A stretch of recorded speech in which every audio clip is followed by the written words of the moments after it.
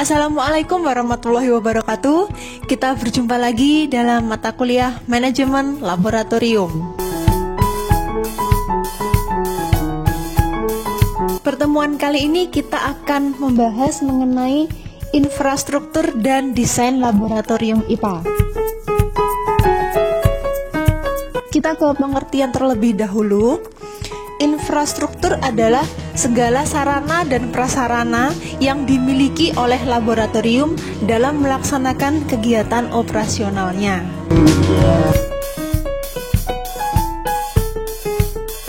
Infrastruktur digolongkan ke dalam dua jenis, yaitu ada Laboratory Assessment dan General Service. Bagian pertama, Laboratory Assessment, ini mencakup lokasi laboratorium dan konstruksi bangunan, di mana konstruksi bangunan terbagi menjadi bagian pintu jendela ventilasi, peralatan laboratorium, dinding atap, dan langit-langit. Untuk lokasi laboratorium, alangkah baiknya jika didirikan dalam satu gedung dan terpisah dengan gedung yang bukan laboratorium. Misalnya di sekolah, dalam satu bangunan, satu gedung itu ada beberapa laboratorium. Ada lab fisika, lab biologi, lab kimia dalam satu area dan terpisah dengan ruang kelas. Jika ada beberapa laboratorium, sebaiknya dibuat dalam satu lokasi dan ditata dengan teratur, serta memperhatikan kebersihan dan kerapian tata letak peralatan laboratorium. Yang kedua, konstruksi bangunan disesuaikan dengan fungsi laboratorium karena setiap lab memerlukan konstruksi yang spesifik. Yang perlu diperhatikan ada pintu jendela ventilasi, peralatan laboratorium, dinding, atap, dan langit-langit. Untuk pintunya, pintu diatur sedemikian rupa sehingga jika terjadi kebakaran atau kecelakaan dapat berfungsi dengan cepat. Biasanya dalam satu lab, pintunya ada 2. Sehingga jika ada sesuatu, para praktikan dapat keluar lebih cepat diamankan. Berikutnya, memperhatikan dimensi pintu agar alat laboratorium dapat keluar masuk dengan mudah. Karena jika ukuran pintunya terlalu kecil, sedangkan ada peralatan yang ukurannya lebih besar, maka tidak dapat masuk atau keluar dengan mudah. Jendela diperlukan sesuai kebutuhan. Ventilasi pastinya diperlukan untuk sirkulasi udara di dalam laboratorium. Bagian B mengenai peralatan laboratorium. Ada alat-alat yang dibuat dari semen, tekel, kayu, ataupun baja, tergantung pada spesifikasi alat yang akan dioperasikan. Bagian C ada dinding, atap, dan langit-langit. Untuk dindingnya ada yang terbuat dari batu bata, semen, blok semen, atau kayu. Sedangkan atapnya ada yang terbuat dari asbes, aluminium, keramik, atau tanah liat. Langit-langitnya ada yang terbuat dari semen, asbes, atau plywood. Hal ini disesuaikan dengan fungsi lab dan barang yang disimpan atau ditempatkan di dalam laboratorium. Bagian kedua dari infrastruktur adalah general service atau fasilitas umum. Yang berhubungan dengan fasilitas umum di sini adalah suplai air, suplai listrik, dan suplai gas. Untuk suplai air digunakan untuk membersihkan atau mencuci alat dan bahan percobaan. Distribusi airnya harus cukup dengan tekanan air yang cukup deras pada setiap mata keran yang ada. Yang kedua, suplai listriknya. Sumber tenaga ini diperlukan untuk menjalankan alat-alat laboratorium. menyesuaikan sumber tegangan, stabilitas tegangan, distribusi arus, dan jenis soket yang digunakan. Karena soket pada alat-alat laboratorium antara satu alat dengan alat yang lain berbeda.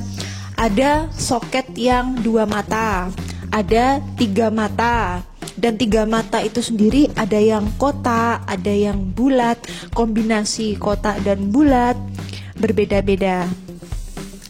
Tentu diperlukan unit pembangkit diesel.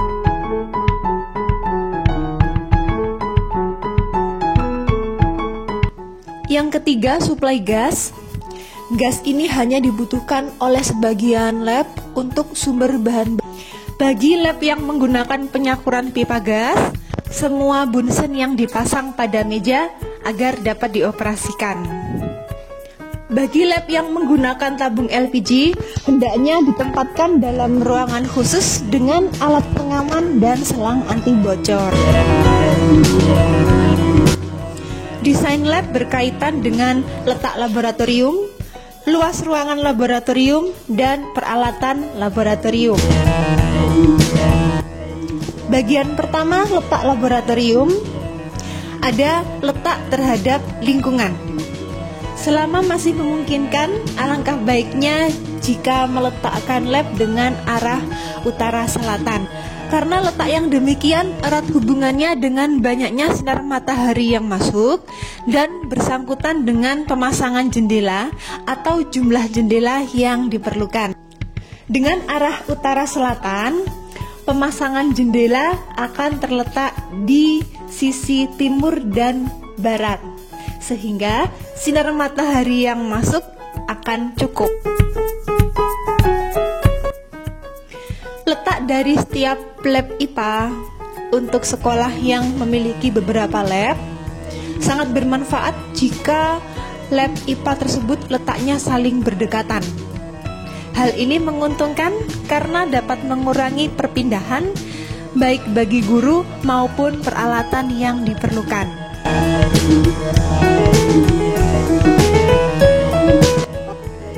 Yang kedua, luas ruangan laboratorium. A. Ada ruang pembelajaran.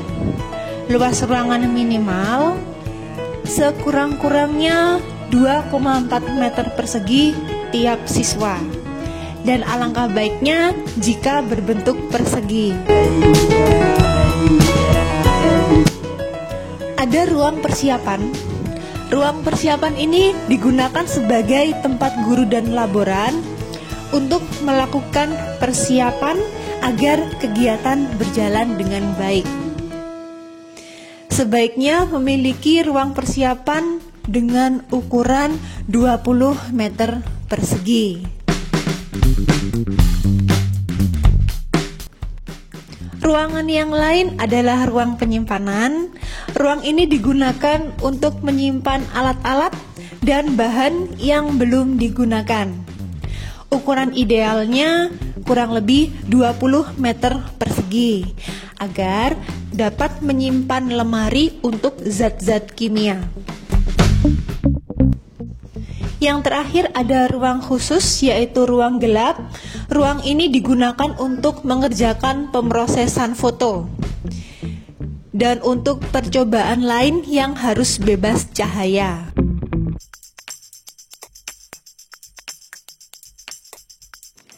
Bagian ketiga dari desain lab adalah peralatan laboratorium.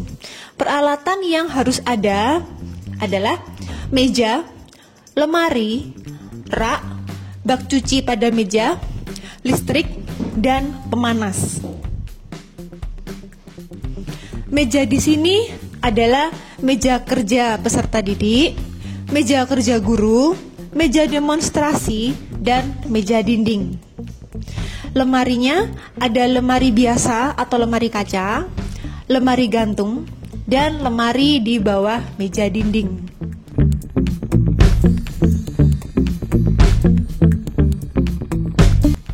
Berikut adalah desain lab dengan tipe klasikal.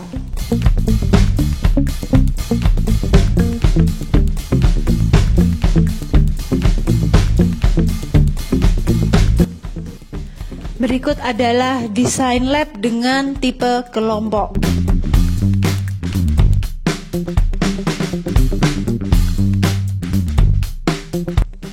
Sekian pertemuan kita kali ini. Sampai jumpa di pertemuan berikutnya. Terima kasih dan wassalamualaikum warahmatullahi wabarakatuh.